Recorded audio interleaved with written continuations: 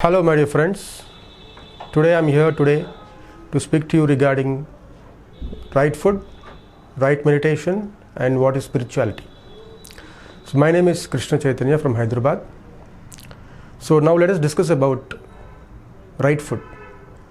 Everybody eats so many things, whatever is available in the market, but what is actually eating right? First of all, right food is nothing but having vegetarian food. We should have plant diet. We should not kill animals because they are our brothers and sisters. Because the God in everybody, there is God in every animal, so we are not supposed to kill animals, we are supposed to take care of them. They have their own lives to live. So no killing. One has to eat only vegetarian food, fruits of course. That is the right choosing of eating the food. Then we have to eat whenever you are hungry. Just because you like the taste of it, you just should not go on eating. Eat when you are hungry. If you are not hungry, there is no need to take food. And again, you have to cook your own food at your residence. Most of us go to the restaurants, whatever is there they eat. So most of the restaurants are non-vegetarian restaurants. So if one has to become a vegetarian, one very important point is cook your own food at your home. Convert your whole family to become vegetarians. And once a vegetarian cooks food, there is a difference in the taste and the energy of a vegetarian person cooking the food and a non-vegetarian person cooking the food. So if a non-vegetarian person cooks the food, there is a lot of negativity in the food. In fact, there is no energy in the food. You just eat the mass of the food. There is no much benefit. You don't get much energy. But if you eat a food which is cooked by a vegetarian, when you compare it with the non-vegetarian person, there is high energy. There is high positivity. There is one more person, a vegetarian and also a meditator. There is tremendous, abundant amount of energy. So if a master cooks the food and if that is consumed, there is tremendous amount of energy. So this is one more very important point regarding the food. And there are some things which you should not eat even in vegetarian food. One is very, very important: no garlic whatsoever. Garlic is actually a non-vegetarian spy working for the non-vegetarian food. But it is called a vegetarian. People think that it is a plant. Yes, it's a plant, but it is working for a non-vegetarian kingdom. So if you want to convert yourself into a vegetarian from a non-vegetarian, you should immediately stop garlic, because this garlic will not allow you to become a vegetarian. And also, this garlic has so many other effects in your meditation. If a person is doing meditation, there is always constant leak of your energy. What happens during meditation? You take abundant amount of energy. I will discuss the topic a little later. But the more you meditate, there is more amount of energy. But if you have garlic, all the energy is leaked from your system, from your body. So no garlic. And the second thing is no mushrooms. Mushroom is neither a plant or neither an animal. It is a fungi. So we are not here to eat fungi again. So we are here to eat plants and fruits. So no to mushrooms. The next, so many of us know we are so busy in our life. What do? We have to hurry up to our office or to our business. So we cook and we store the food in the refrigerators. No, you should not eat stored foods. Cook fresh food and have fresh food. And what they do, people who are non-vegetarians and all, they cook the chicken, they keep it in the fridge, again they heat it up in the evening.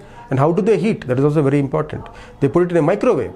Microwave is again a big no to a microwave, because microwave works under ultraviolet radiation. That is again very harmful to our physical body. In the long term, there are high chances of cancer. So no no using of ultraviolet rays, so no using of microwaves. So very simple, my dear friends. Become a vegetarian, eat simple, eat when you're hungry, cook your own food. It is better you stop going to outside restaurants, because outside restaurants you will not find a pure vegetarian restaurant. Even though you find a pure vegetarian restaurant, there is garlic in it always. So how do we convert a beautiful vegetarian is, you have to talk to your family, educate your family, and of course it might take time, but in no time, when all converts into vegetarians, then because of becoming a vegetarian, your life will change, because you have come from violence to non-violence. Killing your animal brothers is nothing but violence. So you have stopped violence and you have come into non-violence. And connected to this topic, which is right food, there is something called right meditation. When you do meditation with right food, there are more benefits of meditation. You go on killing and eating chicken, mutton, fish, even eggs you should not eat. Even though you do a tremendous meditation, there will be not much benefits. So my dear friends, eat right, cook your own food, no garlic, no mushrooms, no microwaves, and cook when you're hungry, and eat when you're hungry.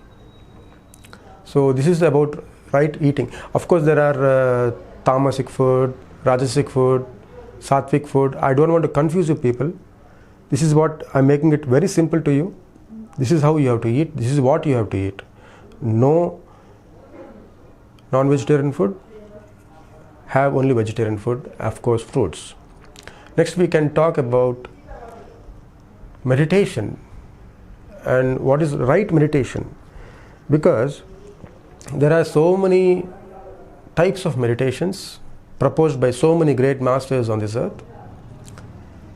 There are different ways to ease out their pains and sufferings of all the people on this earth. But there is one meditation which you can call it as a Raja Yoga, which is the highest and the most powerful kind of meditation, that is called Anapanasati meditation. Anapanasati is actually a Pali language. When Buddha was alive, it is Lord Buddha who had found out this method with his own way, and he has proposed it to his world. So Ana means in breath, Apana means out breath, Sati means to be with that breath. So we say observing our incoming and outgoing breath, and being with that breath is nothing but Anapanasati. The most simplest but the most powerful meditation right now is Anapanasati meditation. And this is the right way of meditation, and there is a method to do this right way of meditation. You need to sit in a very comfortable posture. Of course you can even sit like this, but when you sit like this, you have to hold your hands, cross your legs like how I am crossing. If you are wearing spectacles or anything, remove the spectacles, sit straight, but again comfortable. You can take the support of the chair, sit straight, close your eyes, and just observe the natural incoming and outgoing breath. You are not to change the breath. It is already happening from the day you are born. The breath is always happening. Whether you are noticed it or not, it is always happening. During the process of meditation, you need to just observe the natural incoming and outgoing breath. So what happens when you observe this natural incoming and outgoing breath? When you observe your natural incoming and outgoing breath, your thoughts become reduced. Previously, before meditation, you may be thinking so many things. On average, they say there are about 60,000 to 70,000 thoughts you think per day. However, when you sit in meditation and when you practice observing your breath, these thoughts start ceasing. The first day you might get only, say, 1,000 thoughts. The second day you get only 900 thoughts. So as you practice Anapanasati meditation, that is observing the natural incoming and outgoing breath, the thoughts cease, and one day you reach a thoughtless stage. when you reach this thoughtless stage, or in the process of reaching thoughtless stage, as your thoughts reduce from say many to less, abundant amount of cosmic energy enters into your body system. So your thoughts is indirectly proportional to the amount of cosmic energy which will be entering into your physical body, physical system. So if there are more thoughts, there is less amount of cosmic energy entering. There is always entering, cosmic energy will be entering, but if there are lesser thoughts, there is more amount of cosmic energy, abundant amount of cosmic energy which will be entering into your system. But if you reach the thoughtless stage, there is abundant, there is maximum amount of cosmic energy which will enter into your system. So this cosmic energy is available everywhere in the cosmos. So when you start meditating and observe your breath, this cosmic energy enters into your system. And what happens when this cosmic energy enters into your system? You get, as a result of abundant amount of entry of cosmic energy into your system, there is a relative activation of your third eye. What is the third eye? Third eye is nothing but, there is one more eye called a third eye somewhere here. It is seeing, it is hearing, it is listening, it is feeling, everything.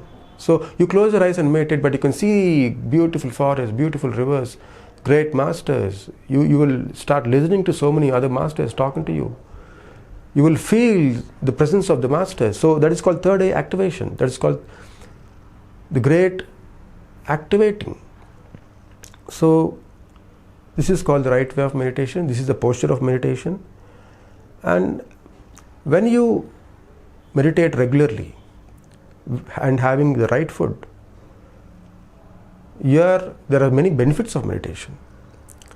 The first benefit of meditation, I can say, is perfect health. You will get perfect health, sound health. Your memory power increases. For students, it's very useful. For businessmen, the stress reduces. You become tension free. You will be able to take wise decisions, right decisions in your business. There are out of body experiences in your meditation, like astral travel, clairvoyance, so many things like that are the benefits of meditation. And you meet good friends. You can make friends with others very easily. In fact, you get different, so many things. There are millions and trillions of uses of meditation. I am only naming some. So this is the right way of meditation, my dear friends. Anapanasati meditation, which was actually preached by Gautama the Buddha about 2500 years back, and which is now being spread by Brahmarshi Pitamaham Patriji, a living grand master. So everyone has to eat right food, everyone has to do right meditation. The third one is right spirituality. What is spirituality, first of all? People think that going to a mosque or going to a temple or going to a gurudwara or going to a church and doing puja or prayer is spirituality. No, my dear friends.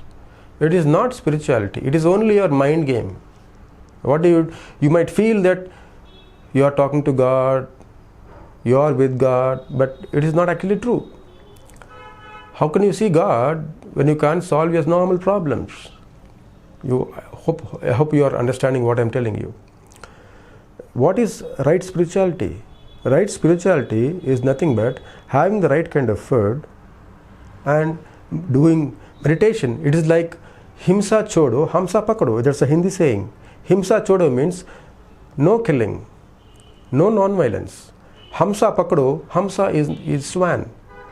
Hamsa pakado means doing meditation, doing right meditation. So, and I want to talk about how much time to do meditation, when to do meditation, where you can do meditation. So what is the time? The minimum basic requirement of any human being is, whatever is your age, for example, if you're 30 years of age, minimum 30 minutes of meditation per one sitting should be done at least twice per day, twice a day. Of course, you can, if you feel like doing more meditation, you can of course do. You have 24 hours. But of course, we never ask you to leave your family life. No sannyasi. You have to stay in your family, take care of your daughters, children, sons, wife, family, parents. Of course, your society, take care of your physical life as well as your spiritual life. So, my dear friends, when to meditate? You can meditate at any time. Whenever you are free, whenever you feel like meditating, there is the right time to do meditation. There is nothing like you have to do only in the morning or only in the night or only in the afternoon. Whenever you have time, you have at least 5 minutes, sit for 5 minutes in meditation. But basically, as I told you, 30 years of age means 30 minutes, 60 years of age is 1 hour, so it goes that way. And where to meditate? There is no need for you to go to the Himalayas and do meditation. You can sit in your room, in your house and meditate. Darken your room completely. That is better, to darken your room. Put some nice scent, close your eyes, relax, and just observe your natural incoming and outgoing breath. Of course, the thoughts sometimes keep coming. Cut the thought and choose to your task of observing your breath. And my dear friends, spirituality is doing right meditation and eating right food. That is very, very important, my dear friends. The grand gate, entrance gate to spirituality is nothing but meditation. And in meditation, the best meditation, or we can say the only meditation which one has to practice, is Anapanasati meditation. Then there are some laws in the science of meditation. The first law says that when you are with your breath, the thought cease and your mind becomes empty. And the second law states that when your mind is empty, abundant amount of cosmic energy enters your system. Now the third law says that when abundant amount of cosmic energy enters into your system, the result is the relative activation of your third eye. And talking about spirituality, there are 6 laws in the science of spirituality. The first law, we can say, the law of consciousness. Everything is consciousness, my dear friends. Thoughts, matter, everything is consciousness. Or you can say God in different forms. Consciousness, consciousness, consciousness. So that's the first law, law of consciousness. The second law is the law of reincarnation. This consciousness takes different forms, different lives. So this is called reincarnation. You live, you die, again you live, again you die, again you live, again you die. This is reincarnation. Third law is the law of karma. What is law of karma? Law of karma states that you get what you have given to others. You sow what you reap. For example, if you are sowing an apple seed, you cannot get a mango tree. You will get only an apple tree. In the same way, if you do good to others, you will get back good in abundance. So that is called the law of karma. So whatever you want, my dear friends, give only that to others. What you don't want, never do that to others. So that's called the law of karma. The next, there is fourth law is the law of progression. What is the law of progression? It states that this consciousness takes different lives and it progresses. It takes life experiences and it adds up its experience to its life and it moves forward in its evolution. It is like this. For some souls, first they take birth as a mineral, then they, after some lifetimes, they come back and take life as a plant. After some years or some lives, they take a life of an animal. After some lives, then they get the human life. And once they get the human life, they meditate, they know what life is. They meditate, they become enlightened, and that's how the evolution carries on. So this This is called the law of progression. Everyone progresses forward, and there is no backward. It is always forward progression. Progression itself is forward. The fifth law states that harnessing the law of progression. How do we harness the law of progression? If you meditate regularly, this progress can be harnessed with meditation. And the last and the sixth law states that is the law of uncertainty, because it states that nobody can actually exactly pinpoint the exact state of affairs. Anything can happen at any moment. We just have to be aware and live our moment to the fullest, 100%. So, my dear friends, these are the 6 grand spiritual laws.